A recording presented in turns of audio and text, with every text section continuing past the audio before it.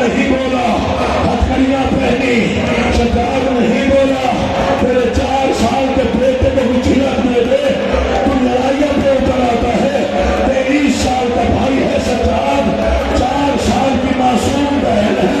ظالم نے سجاد کے سامنے تماشا مارا سجاد نہیں بولا اب کلیجہ تھا اور فکر سن کوفہ کا بازار سجاد نہیں بولا شام کا بازار سجاد نہیں بولا بولا تو بولا کہاں یزید ملعون کا دربار 1 رسی 18 گردنے مولا کی قسم تخت میں ملعون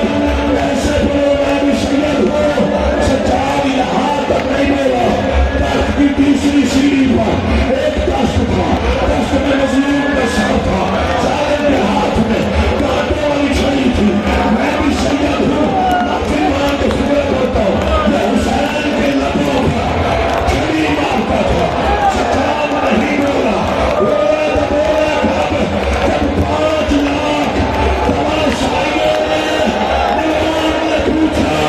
کہاں کھڑی ہے امور تو بھائی بھائی اس وقت سجاد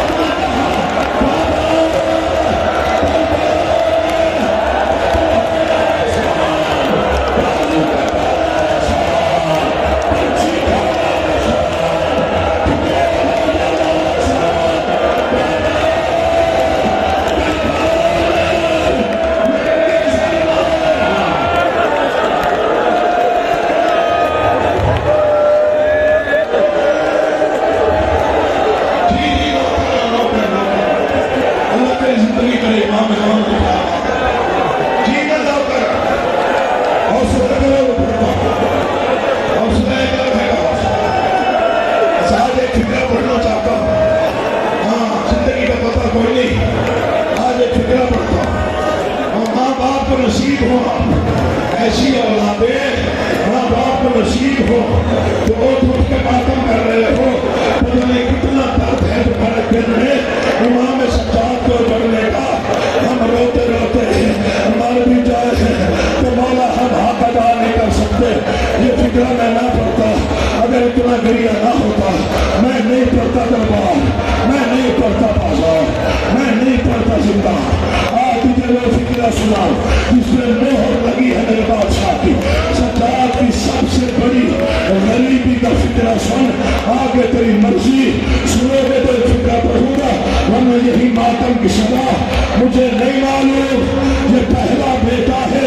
جو باپ کے مقتل میں ہتھکڑیاں پہن کے آیا یہ پہلا بیٹا ہے جسے باپ کے قاتلوں نے یہ پہلا بیٹا ہے جس نے چلتے چلتے نمازیں پڑھی میں نہیں پڑھ سکتا میں سنگر ہوں یہ پہلا بیٹا ہے حسین کا جس نے ننگے سر ماں کے ساتھ 1600 میل عبور کیے یہ پہلا بیٹا ہے جس نے باپ کے قاتلوں کے ساتھ اتنا طویل سفر کیا مجھے نہیں معلوم کون کے سراغ میں لڑے گا لیکن باقی کا سام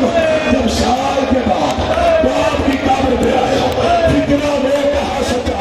اگر بیٹے کی غریبی دیکھنی ہے ایک لمحے کے لیے باہر سجاد کیا ہوا بابا میری غریبی دیکھ میں تیری 3 بہنیں کربلا سے لے کے گیا تھا آج میں 3 لے آیا ہوں بابا میں اپنی ایک لے کے گیا تھا آج میری سکینہ زندان میں بابا میری 4 سال کی بہن زندان میں بابا تیری زینب آ گئی بابا وہ پوچھ تجھے حوصلہ